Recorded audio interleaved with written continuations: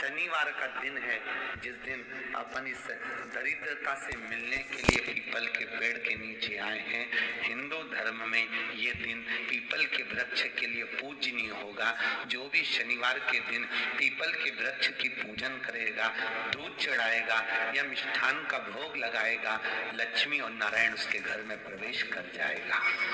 लक्ष्मी और नारायण उसके घर में प्रवेश करेगा। पुराण की कथा कह रही है कि दुनिया के सारे तीर्थ नहीं जा सकते, पृथ्वी की सारी नदियों में स्नान नहीं कर सकते, पवित्र नदियों में आप स्नान नहीं कर सकते, या किसी भी तीर्थ में जाकर एक रात्रि भी विश्राम नहीं कर सकते, या हमने जिंदगी में कोई दान करा ना करा, कोई पुण्य करा ना करा, कोई सत्कर्म करा ना करा, कोई शास्त्र पढ़ा ना पढ़ा, कोई शास्त्र सुना ना सुना, उसके बाद भी शिव महापुराण की कथा कहती है कि एक दिन में अगर मात्र एक बार भी आप शंकर के शिवालय में प्रवेश कर गए या मंदिर में प्रवेश कर गए तो सारे तीर्थ, सारी नदियां, सारे सरोवर, सारी बावड़ी, सारे तालाब, सारे कुंड के स्नान का पुण्य, दान का पुण्य प्राप्त केवल शिव तत्व को प्राप्त कर लेने। शिव महापुराण की कथा कह रही है कि घर में जो दिया होता है वो दीपक भी कोई साधारण नहीं होता, उस दीपक की भी महत्वता है,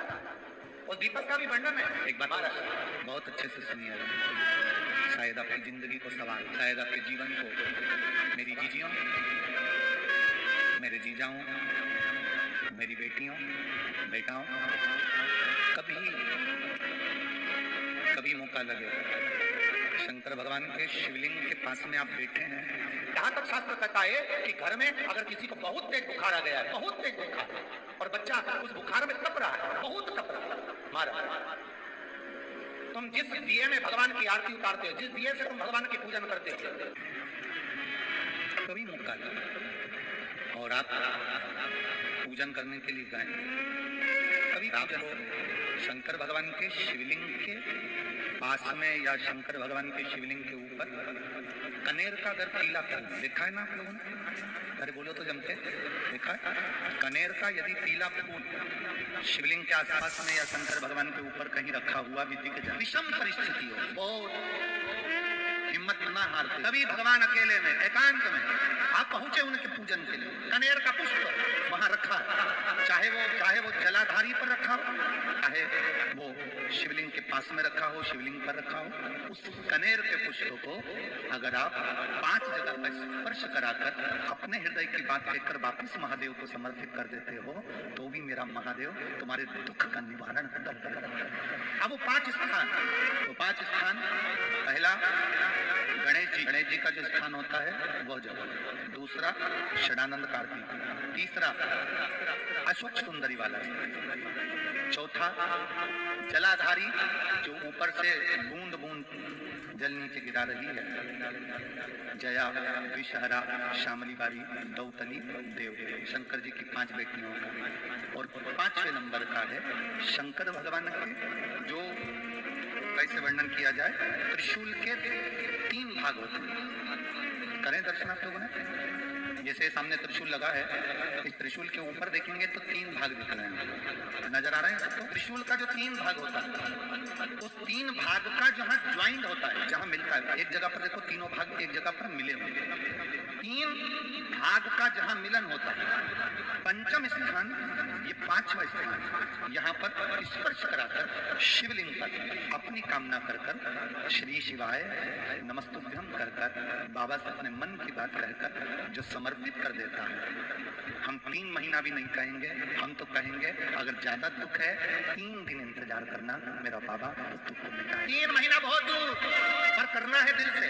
और कई तरह के दीपक होते हैं, दीपक का भी विधान वर्णन किया गया, उस दिए का भी वर्णन किया गया। यहाँ तक शास्त्र कहता है कि घर में अगर किसी को बहुत तेज बुखार आ गया है, बहुत तेज बुखार, और बच्चा उस बुखार में तप रहा है, बहुत तप रहा है, तुम जिस दिए में भगवान की आरती उतारते हो, जिस दिए से तुम भगवान की पूजन करते हो, उस दिए की बत्ती को नीचे डाल दीजिए और उस दिए को पानी की बाल्टी में धो दीजिए। कौन सी बाल्टी में? जिस बाल्टी के पानी से आप बच्चे को स्नान करा सकते,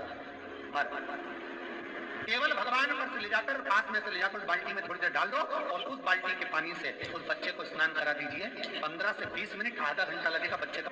बड़ी बेचैन दिख रही हो तुम, क्या बात है?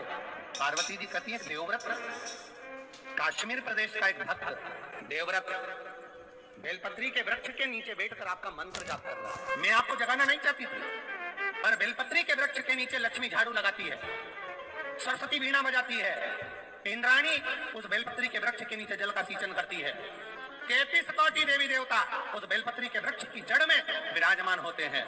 इसलिए देवव्रत एक बार पंचाक्षर मंत्र बोलता है तो वो 33 करोड़ बार गिना जाता है। ऐसा बेलपत्री का वृक्ष होता है। बेलपत्री के वृक्ष के नीचे एक बार अगर भगवान का नाम लिया जाता है तो वो 33 करोड़ बार, 33 कोटि बार गिना जाता है। एक मंत्र केवल नमः शिवाय, ओम नमः शिवाय,